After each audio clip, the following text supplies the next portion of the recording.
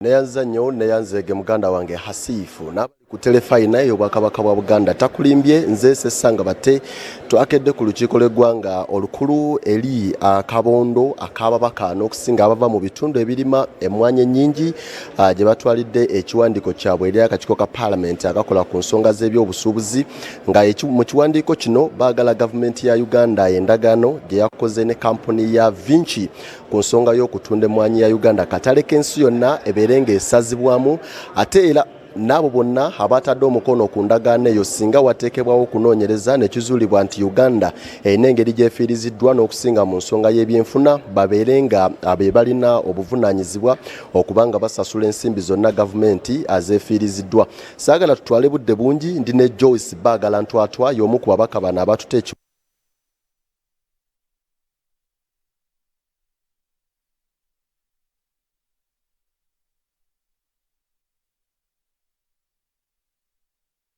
abalaba telefayina nkyaya leero twategeezeddwa ab'akakiiko ka Parliament ak'ebyobusuubuzi nti bagenda okutandika okuwuliriza ensonga eno oluvannyuma lwa minisita waffe ffe abali ku ludda olwabula gavumenti mu Parliament w'ebyobulimi Dr. Bed Bwanika kuleeta ensonga eno ku floor ya Parliament kubanga bwe twagwa ku ndagaano eno ne tulaba nga ndagaano si ntuufu nga ndagaano nkyamu ate nga teyamba bannayuganda. So olwaleero mu butongole tututeyo okwemulugunya kwaffe eri akakiiko ka Parliament kano ne tubategeeza nti waliwo ebirumira bingi bye tulaba mu ndagaano eno era ne tubasaba nti twagala endagaano eyo esazibwemu naye ne tubagamba n'ekirala nti singa kizuulwa nti waliwo okufiirizibwa kwonna Uganda kwefunye abantu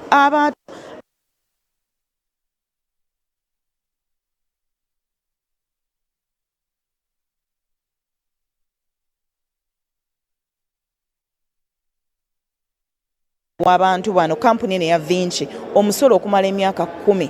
Lwaki abakozi ba kampuni eno bo tebajja kusasula musolo naye ate nga aba Uganda bajja kusasula omusolo?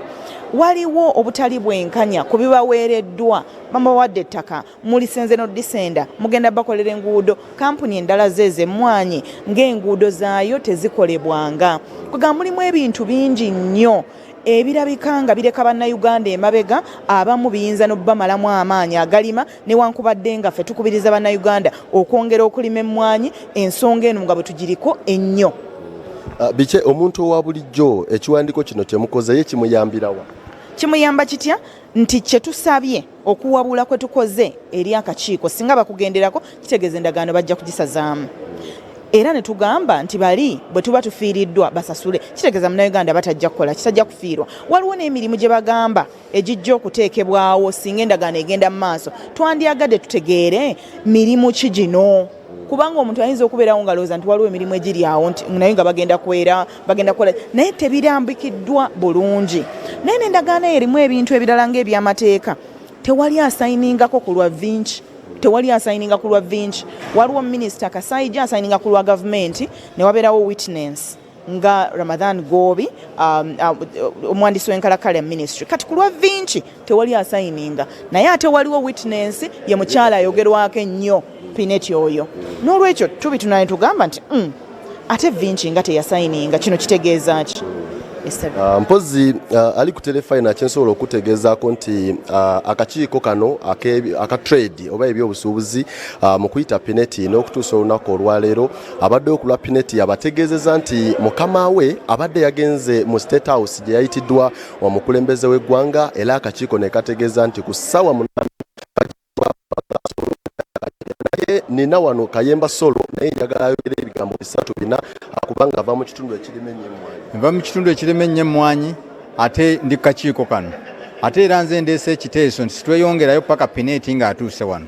N'olwekyo tukooye okuzanyira bannayuganda ku mutwe tukooye okuzanyira ku mmwanyi yaffe kwawe bulamu bwaffe kinakituwale twekiikiridde ffeffe nnyini ensonga zaffe era okuwunzika nga tukisazizaamu ataaka ku Buganda ataaka ku bantu bonna abakulidde ku mmwanyi ataaka ku ggwanga Uganda nga Uganda. Tetusobola kukkiriza mbeereza kugenda mu maaso era ogenda kutulabaawe naaba ngumi nga yeetaagisa okunaaba kukola ki tulina okukola nti munnayuganda omuntu wa Buganda omuntu alima emmwanyi asigadde ali protected so si kuwa muntu gwe tutamanyi naani gye tutamanyi avaawa kumuwa lukusa ku mmwanyi zaffe okukola akatale n'okukola buli kintu kyonna. kale tweyanza nnyo tweyanzeege Godfrey Kayemba Solo mbaka mu lukiiko lw'eggwanga olukulu akiikirira Bukoma Nsimbi eyo nga bwakutegeezezza tusigale nga tulondoola embeera nga bwegenda mu kakiiko kano ebisingako tubifune mawulire gaffe Gambuuze ku ssaawa emu n'amawulire gaffe Ageesigika ku ssaawa 4 nze Sesanga Bate Hasifu nkomyewo wooli. Wabale nnyo Sesanga Bate.